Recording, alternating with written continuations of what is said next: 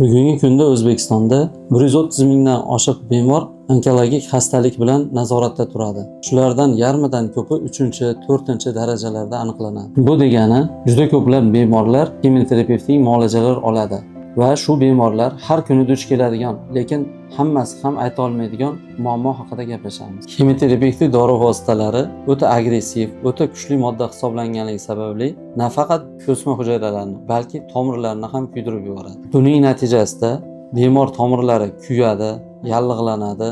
2-3 kurs kemoterapiyadan so'ng bemor tomirlari toshdek qotib qoladi yoki ipdek ingichkalashib ketadi. Keyingi muolajalar vaqtida hamshira bemorni venasini topish maqsadida bir marta, ikkinchi marta, uchinchi marta urinish natijasida vena tomirlari yorilib ketadi hamda ko'karadi. Eng achinarlisi, bemor xastalikdan qo'rquvdan emas, har safar kelayotganda venamni topisha olarmikin, bu safar necha marta igna sanchisharkin degan qo'rquv bilan keladi. Bundan ham eng xavflisi bu yuborilayotgan kemoterapevtik dorilarni bemorni qimirlashi yoki bo'lmasa holatini o'zgartirishi oqibatida tomir devoridan chiqib ketib, nekroz, ya'ni o'sha joydagi to'qimani o'lishiga olib kelishi mumkin va buning oqibatida o'sha joydagi to'qimani olib tashlashga ham to'g'ri kelishi mumkin. Bu venous port sistemani oddiy qilib tushuntirganimizda, bu kichkinagina teri ostiga qo'yiladigan sistema. Uni uchi kateter orqali eng yirik tomirimiz, yurakka yaqin tomirga qo'yiladi. Endi kemoterapevtik dori periferik vena, ya'ni qo'ldagi tomirlar orqali jo'natilmaydi, to'g'ridan to'g'ri markaziy vena orqali jo'natiladi hamda bir zumda butun tanaga tarqaydi.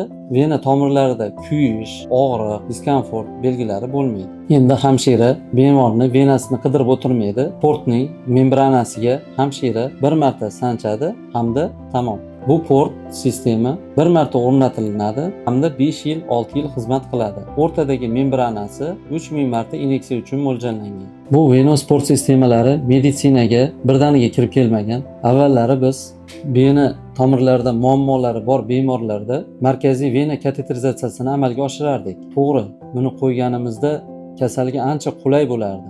Lekin o'ziga xos noqulayliklari ham bor edi. Masalan, bemorning kundalik hayotida, yuvinishida, kiyinishida, turmush tarzida xalaqit qilardi hamda uzoq muddat, maksimum 1 oygacha turishi mumkin edi. Port sistema teri ostida turganligi sababli oldingi markaziy vena kateterlaridan farqi infeksiyalanish ehtimolligini kamligi hamda kundalik turmush tarziga, hayotiga ta'sir qilmaydi. Ya'ni yuvinishda, kiyinishda, jismoniy harakatlarda xalaqit qilmaydi. Endi men sizga eng muhim ma'lumotni aytaman. O'zbekistonga port sistemani biz qay holatda olib kirdik? Gap shundaki, dunyodagi port sistemalarida muammo bor edi. Birinchidan, portni tarkibida titan metali bo'lganligi sababli bemorlarimiz tekshiruvlardan o'ta olmas edi.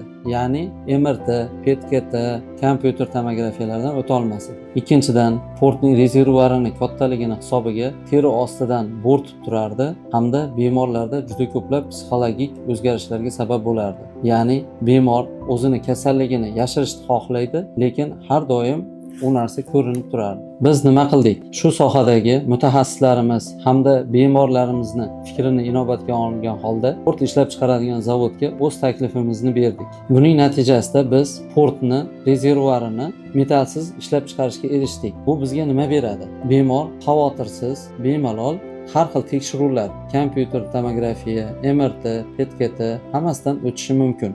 Ikkinchidan, port rezervuarini kattaligini, sifatini o'zgartirmagan holda 1-1,5 santimetrgacha kichraytirdik hamda bu kosmetik jihatdan bemorga qulaylik yaratadi. Ya'ni yuvinishda, kiyinishda hamda jismoniy harakatda xalaqit qilmaydi. Bu venous port sistema hozirda tayyor, O'zbekistonga olib kiryapmiz. Bu mana bunday ko'rinishda sifat sertifikatiga ega hamda onkolog shifokorlar ishonchini qozongan. Biz va bizning jamoa uchun eng muhim jihati bu port sistemani bolalarda ham qo'yish mumkin. Buning uchun implantable port kit, ya'ni kit bolalar uchun mo'ljallangan degani. Shu portimizni bolalar uchun qo'llash mumkin. Endi tasavvur qilib ko'ring, biz hozir gaplashganlarimiz hammasi yoshi katta odamlar haqida edi.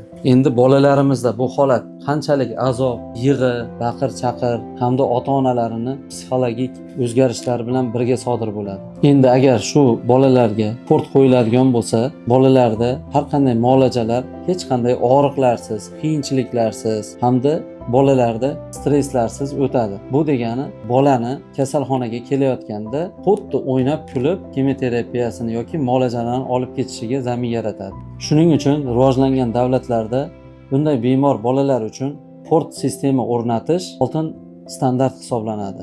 Bolalar kimyoterapiyadan qo'rqmasin hamda qulay sharoitda kimyolarni olsin. Agar yaqinlaringiz orasida kimyoterapiya olayotgan hamda venalardan muammo bo'layotgan bemorlar bo'ladigan bo'lsa, bu videoni ularga ulashing. Balkim shu video orqali siz u yaqiningizni shuncha yillik azoblardan qutqararsiz.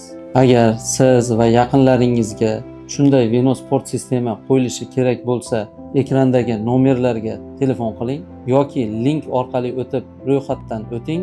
Biz o'zimiz sizga aloqaga chiqamiz hamda maslahat beramiz.